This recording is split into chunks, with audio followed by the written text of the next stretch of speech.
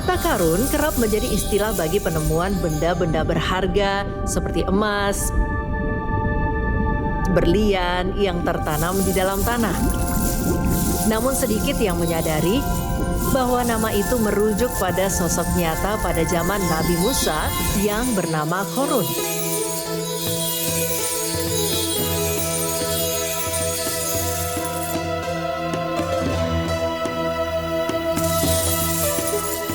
Seorang manusia yang ketenarannya bukan karena kebaikan, melainkan karena kesombongan dan nasibnya yang tragis.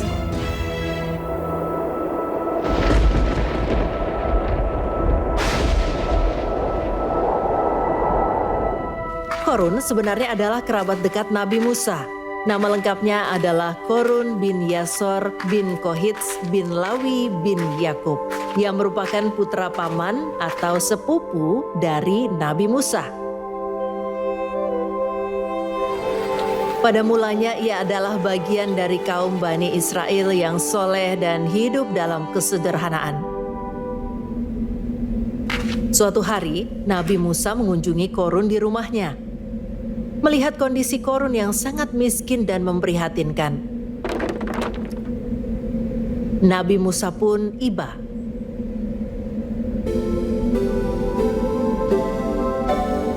Korun kemudian meminta Nabi Musa untuk mendoakannya kepada Allah agar diberi kekayaan. Atas izin Allah, doa itu pun dikabulkan.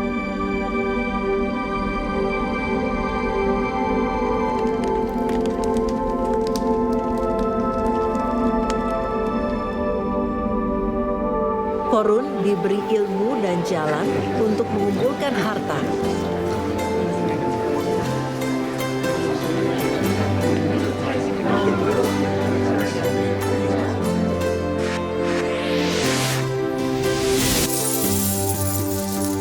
Hingga menjadi manusia yang paling kaya pada zamannya.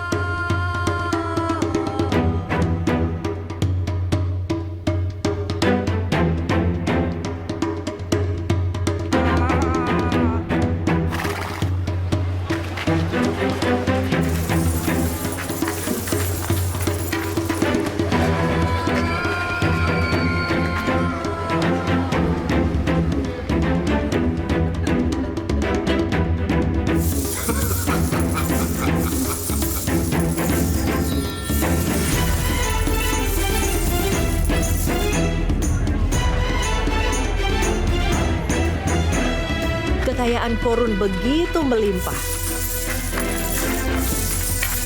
hingga gudang-gudang hartanya tidak terhitung.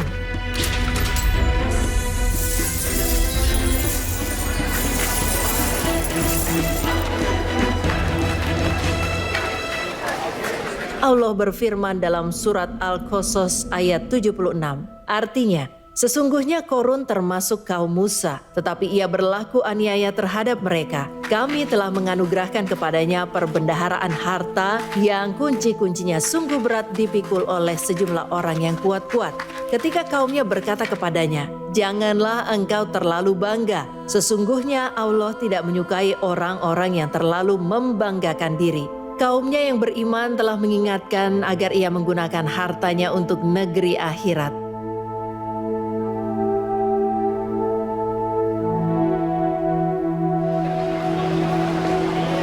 Allah berfirman dalam ayat 77, artinya, "Dan carilah pada apa yang telah dianugerahkan Allah kepadamu, pahala negeri akhirat.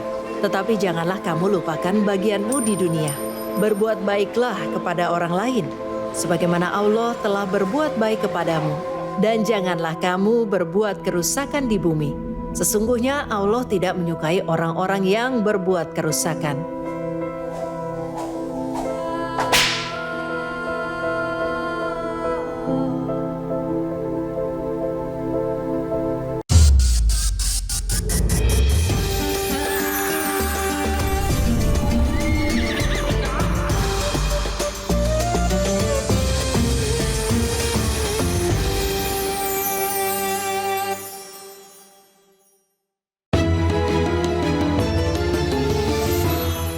Acara ini dipersembahkan oleh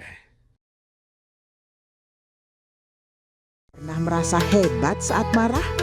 Suara meninggi agar semua orang terdiam dan kamu merasa menang. Marah bukan tanda kekuatan, itu tanda hati sedang kalah oleh ego. Betapa banyak hubungan rusak hanya karena satu emosi yang tak terkendali. Betapa banyak pahala gugur karena lisan yang tak dijaga. Saat kita mampu menahan lisan, disitulah letak kemuliaan. Jika ingin benar-benar mulia, belajarlah tenang saat disulut amarah. Karena yang menang dalam hidup ini bukan yang paling keras suaranya, melainkan ia yang paling kuat menahan dirinya.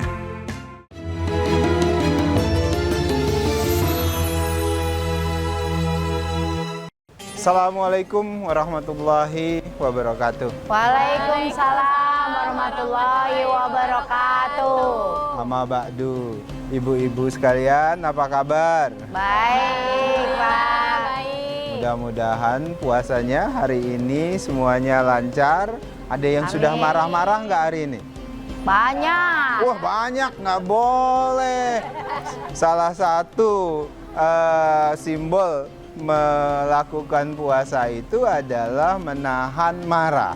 Nah, jadi ibu-ibu sekalian, di puasa itu kan seperti yang sudah pernah saya sampaikan berulang kali, bahwasannya puasa itu adalah imsak ya, menahan, mengendalikan.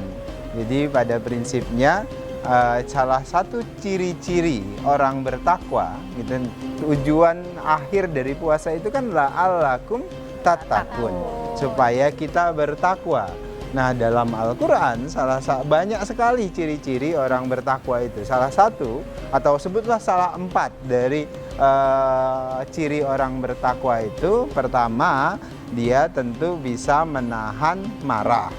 Kemudian kedua, dia rajin berinfak. Kemudian yang ketiga, dia memaafkan. Keempat, dia melakukan kebajikan.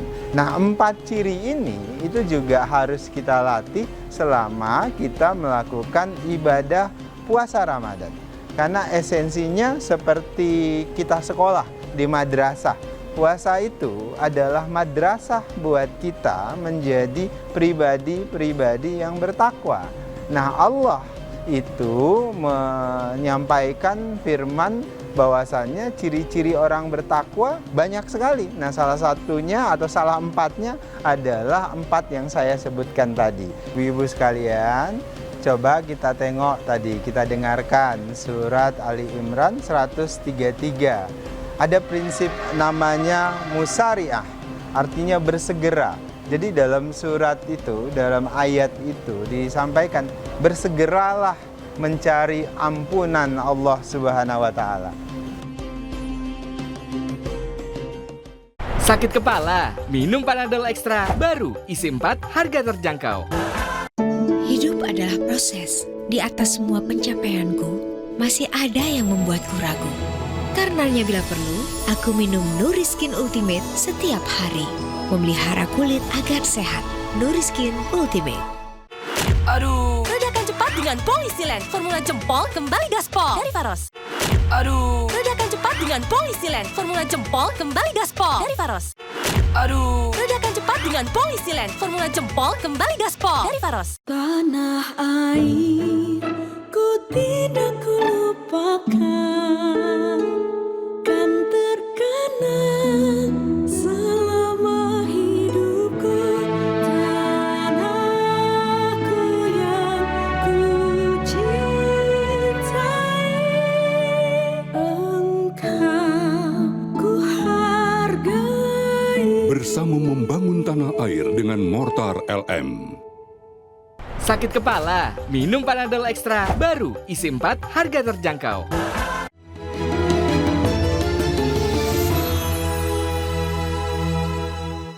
Ibu-ibu sekalian, bulan Ramadan itu adalah bulan ampunan. Bulan di mana kita bisa memaksimalkan amal ibadah kita. Supaya apa? Supaya kemudian kita menjadi pribadi yang jauh lebih baik. Supaya kemudian dosa-dosa kita yang pernah kita perbuat itu diampuni oleh Allah Subhanahu wa taala. Bagaimana caranya? Ya caranya kita berlaku dan menuju menjadi orang-orang yang bertakwa dengan 4 ciri yang tadi saya sebutkan, dan itu termaktub di dalam surat Ali Imran 133 dan 134. Sampai sini ibu-ibu ada yang mau bertanya? Silahkan. Saya. Monggo ibu, silahkan. Assalamualaikum Bang Daniel. Nama saya Hani. Saya mau nanya, gimana caranya menahan emosi yang meledak-meledak kalau melihat suami atau anak yang kelakuannya ngelus dada? Terus, berdosakah saya kalau saya diam tapi saya sambil ngedongkol? Terima kasih Bang Daniel. Wah, ibu emang sering marah-marahin suami? Hah? Suka Pak. Emang suaminya ngeselin? Ngeselin. Wah, atau jangan-jangan ibu yang ngeselin? Ibu-ibu, dalam prinsip berpuasa itu kita diminta untuk menahan amarah. Kita diajarkan untuk mengendalikan amarah. Marah apakah boleh atau tidak boleh marah, tapi untuk sesuatu yang memang tidak benar. Ada cara marah yang benar, misalnya sesuatu misalnya membahayakan, sesuatu yang bersikap mengkhianati keesaan Allah Subhanahu wa taala dan sebagainya. Marah itu harus dikendalikan. Makanya puasa itu mengendalikan marah.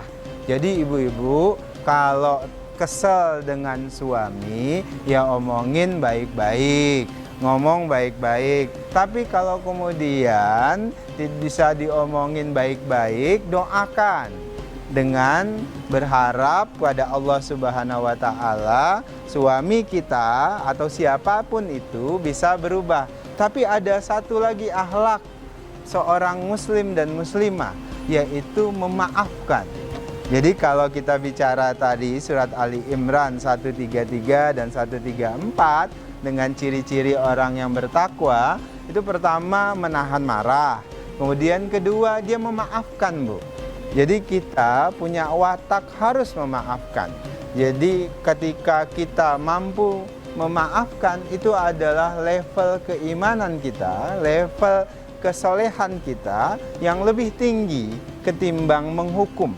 Oleh sebab itu, wajah orang Islam, wajah seorang Muslim itu adalah wajah yang ramah, dan bulan Ramadan itu adalah momentum terbaik untuk melatih kita mengendalikan amarah kita, untuk menghadirkan kesiapan kita untuk memaafkan, dan kemudian terbiasa dengan infak, sedekah, dan melakukan hal-hal kebajikan untuk sesama, terutama untuk keluarga kita. Sekali lagi, mudah-mudahan ini bisa kita praktekkan, walaupun pasti tidak mudah. Betul nggak ibu-ibu? Betul. Saya juga nggak mudah. Oleh sebab itu kita latihan bareng, bareng. Kita pastikan kita menjadi pribadi yang tidak mudah marah, pribadi yang mudah memaafkan, pribadi yang rajin bersedekah, dan pribadi yang menyampaikan kebaikan atau kebajikan. Kurang lebihnya saya mohon maaf. Nasrun minallah wa fatun qarib wa basiril mu'minin. Wassalamualaikum warahmatullahi wabarakatuh.